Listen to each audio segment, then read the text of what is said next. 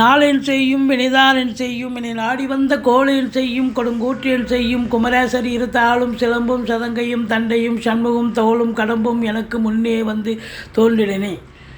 ஹரிநாராயண துரித நிவாரண பரமானந்த சதாசிவ சங்கர யோகிராம் சுரத்குமார் யோகிராம் சுரத்குமார் யோகிராம் சுரத்குமார் ஜெயகுருராயா ராகவே நமக.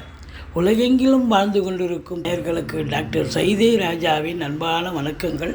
நாம் இப்பொழுது இந்த எபிசோடில் வார ராசி பலன்கள் வாக்கிய பஞ்சாங்க அடிப்படையில் ஆகஸ்ட் 5 முதல் 11 வரைக்கும் உள்ளடக்கிய நாட்களுக்கு கிரகங்கள் ஒவ்வொரு ராசிக்கும் எப்பேற்பட்ட பலனை வழங்கப் போகிறது என்பதை பார்க்கலாம் வாங்க. இந்த வாரம் முழுவதும் வளர்பிறை நாட்களே. மிதுன ராசி காலபுருஷனுக்கு 3வது ராசி. புத பகவான் ஆட்சி பெறும் வீடு.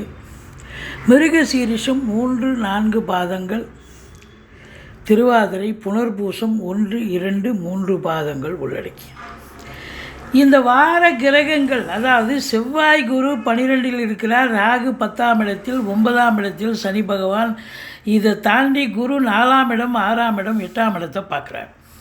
ராசிநாதன் 2ஆம் இடத்தில் இருக்கார். இப்படி கிரகங்களுடைய சஞ்சார நிலை மிக சிறப்பாக இருப்பதால் இந்த மிதுன ராசியில் பிறந்த அன்பர்களுக்கு இந்த வாரம் சுமாராக இருக்குமா நல்லா இருக்குமானா நிச்சயமாக நல்லாவே இருக்கும் அப்படின்னு சொல்லலாம். உங்களை பொறுத்தவரை உங்களுடைய சிந்தனைகள், செயல்கள், எண்ணங்கள் எல்லாமே பார்த்திங்கன்னா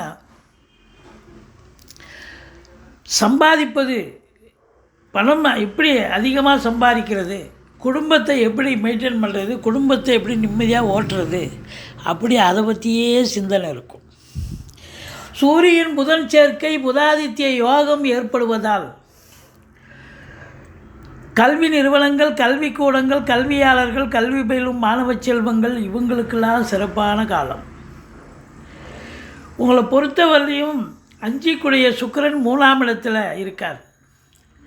இருந்த போதிலும் சனி பார்வையில் இருக்கிறதால பிள்ளைகளுக்கு இடர்பாடுகள், இன்னல்கள் வரலாம். பூர்வீக சொத்தில் ஏதாவது பிரச்சனைகள் வரலாம். எச்சரிக்கையோடு இருந்து கொள்ளுங்கள். மற்றபடி 4ஆம் இடத்தில் கேது இருந்து குரு பார்வை இருப்பது என்பது மாபெரும் சிறப்பு. வண்டி வாகனங்கள் ஆதாயத்தை தரும். அசையா சொத்துக்கள் மூலம் வருமானம் கிடைக்கும். பிள்ளைகளுடைய கல்வி, உயர்கல்வி, வெளிநாட்டு கல்வி மிக சிறப்பாக அமையும். தாய் வழி சொந்தங்களால் அனுகூலங்கள். சுகஸ்தானம் திருப்திகரமாக இருக்குது. 4ஆம் இடம் சுகஸ்தானம் திருப்திகரமாக இருக்குது. ஆரோக்கியஸ்தானம் அதை விட சிறப்பாக இருக்குது. அப்போது இந்த மிதுன ராசியில் பிறந்தவர்களுக்கு இந்த வாரம் தேக ஆரோக்கியத்தில் குறையில்லை, நிம்மதியான ஒரு நிலை அப்படின்னு சொல்லணும். எதிரிகள் ஓடி ஒளிவார்கள். கடன் சுமை படிப்படியாக குறையும். கோர்ட்டில் கேஸ் எதாக இருந்தால் சாதகமாக தீர்ப்பு வரும். சொந்த தொழில் செய்யக்கூடிய அன்பர்களுக்கு நம்பிக்கைக்கு பாத்திரமான பணியாளர்கள் கிடைப்பார்கள். வெளியூர் வெளிநாட்டு பயணம் அனுகூலத்தை தரும் அப்படின்னு சொல்லலாம். 8ஆம் இடத்தை குரு பார்ப்பது திடீர் அதிர்ஷ்ட வாய்ப்புகள் தேடி வரும். வரா கடன்கள் வசூலாகும். இன்சூரன்ஸ் பணம் கிளைம் ஆகி கைக்கு வரக்கூடிய காலகட்டம். வாரிசே இல்லாத குடும்பங்களுக்கு உங்களை வாரிசாக நியமித்து அவங்களுடைய சொத்து பற்றி நகை நட்டு லிக்விட் கேஷ் உங்கள் பெயருக்கு மாற்றி எழுதக்கூடிய விபரீத ராஜயோகம் ஒரு சிலருக்கு அமையும். மற்றபடி வீட்டில் வயதான பெரியவங்க இருந்தால் அவங்க தேக ஆரோக்கியம் சிறப்பாக இருக்கும், குறைவொன்றும் இல்லை. சனி பகவான் 9இல் இருக்கார். பாக்கியமான ஒரு சூழல் இருந்தாலும் வக்ரம் பெறுவதால்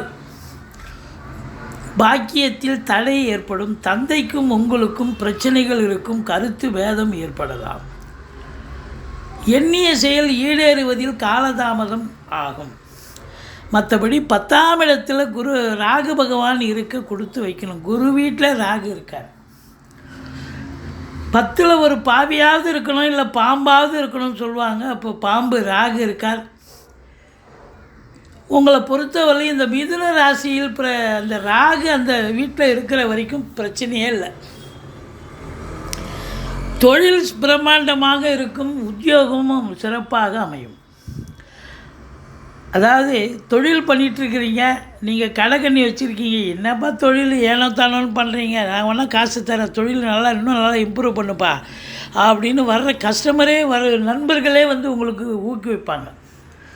சரி, அவங்கக்கிட்ட வாங்கி நீங்கள் தொழிலை விரிவாக்கம் பண்ணலாம், எக்ஸ்டெண்ட் பண்ணலாம். இப்போது உத்தியோகத்தில் இருக்கிறீங்க அப்படின்னு பார்த்தீங்கன்னா, உங்களுக்கு உத்தியோகத்தில் நல்ல பேர் கிடைக்கும், புகழ் கிடைக்கும், கூடுதல் பொறுப்புகள் கிடைக்கும். ட்ரான்ஸ்ஃபர் வேணுமா ட்ரான்ஸ்ஃபர், ப்ரமோஷன் வேணுமா ப்ரமோஷன், இன்க்ரிமெண்ட் வேணுமா இன்க்ரிமெண்ட், இப்படி எது உங்களுக்கு வராமல் இருக்கிறதோ அது தக்க தருணத்தில் வரக்கூடிய ஒரு நிலை. வெளிநாடு போகணும்னு நினைக்கிறவங்க தாராளமாக போகலாம். அந்நிய பொருளாதாரம் வீடு தேடி வரும். அதாவது நீங்கள் உங்கள் ஜனனகால ஜாதகப்படி நீங்கள் இப்போ வெளிநாடு போகணும்னு ஒரு அமைப்பு இருந்தால் நிச்சயமாக நீங்கள் தாராளமாக செல்லலாம் வெளிநாடு. உள்நாட்டு வாணிபம், வெளிநாட்டு வாணிபம், ஏற்றுமதி இறக்குமதியாளர்கள், ஷேர் மார்க்கெட்டில் இன்வெஸ்ட் பண்ணுறவங்க, ஸ்பெக்குலேஷன் பண்ணுறவங்க, ஆன்லைன் பிஸ்னஸ் பண்ணுறவங்க, ஹோட்டல் பிஸ்னஸ் பண்ணுறவங்க, இவங்களுக்கெல்லாம் சிறப்பான காலம். உங்களை பொறுத்தவரையிலையும் பார்த்தீங்கன்னா இந்த ராகு நல்ல நிலையில் இருக்கிறதால பாட்டனார் வழியில் கூட உங்களுக்கு நல்லது நடக்கும். அவர் ஏதோ உங்களுக்கு உதவி செய்யக்கூடிய ஒரு நிலை இருக்கும். அயல்நாட்டிலிருந்து நல்ல தகவல் வரும். அயல்நாட்டு தொடர்புகள் கணிசமான ஒரு திருப்தியை தரும், வருவாயை பெற்றுத்தரும் சொல்லலாம். 11ஆம் இடத்தை சனி பார்க்கிறார்.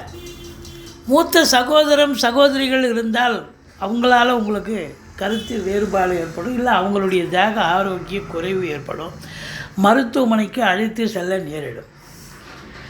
மற்றபடி எண்ணிய செயல் ஈடேறுவதில் காலதாமதமாகும். நினைக்கிற காரியம் உடனே ஃபஸ்ட் அட்டெம்ப்டில் முடிஞ்சிட்டா அப்புறம் தெய்வம் ஏதுங்க. அதில் செகண்ட் அட்டெம்ப்டில் கண்டிப்பாக சாதிப்பீங்க. மற்றபடி குரு மங்கள யோகம் 12ஆம் இடத்தில் இருந்தாலும்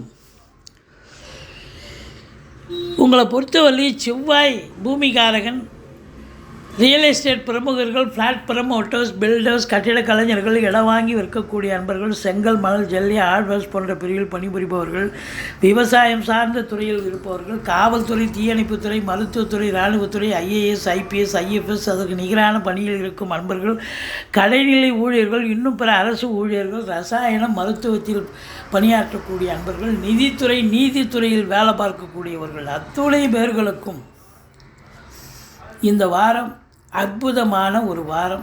சாதிக்க போகிறீங்க, நல்ல சம்பாத்தியம் இருக்கும். அதில் குறிப்பாக பத்திரிகைத்துறை, எழுத்துத்துறை, மீடியாத்துறை,